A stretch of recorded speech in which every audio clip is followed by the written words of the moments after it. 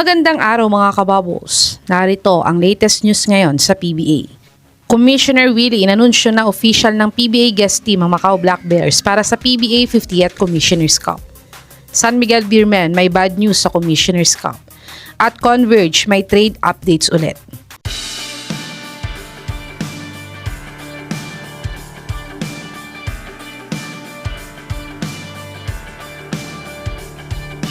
Sa pag-uumpisa nga ng PBA 50th season last Philippine Cup ay inanunsyo na nga ni Kume na may guest team nga ulit sa darating na import-laden conference na Commissioner's Cup at sa Governor's Cup. At sa kalagitnaan nga ng Philippine Cup ay itong Macau Black Bears nga ang napapabalitaan na gustong maging guest team sa Commissioner's Cup. At kahapon nga ay official na silang nagpirmahan ng kontrata ng PBA para maging official ng PBA guest team next conference. At pinapayagan nga silang kumuha ng 5 PBA unrestricted free agents na maglaro sa lineup nila. Pero tumanggi nga sila dito at ayaw daw nila kumuha ng Pinoy players sa team nila. Pero ang tinatarget nga nilang import di umano na kunin ay ang former NBA star player na si Superman Dwight Howard. Kaya't kung matutuloy man ito ay talagang magiging competitive at promising nga ang team na ito sa Commissioner's Cup. Sa tingin mga kababos, magiging competitive nga ba na team ang Macau Black Bears sa PBA? I-comment nyo na po yan sa baba. Dumako naman tayo sa balitang may bad news nga daw ang San Miguel Beermen sa Commissioner's Cup.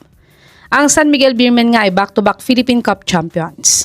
Pero sa Commissioner's Cup nga ay ang TNT ang defending champions. Kaya talagang kailangan nga ng SMB na magpalakas next conference para sa tina-target ni JMF na Grand Slam sa PBA career niya bago siya magretiro sa PBA.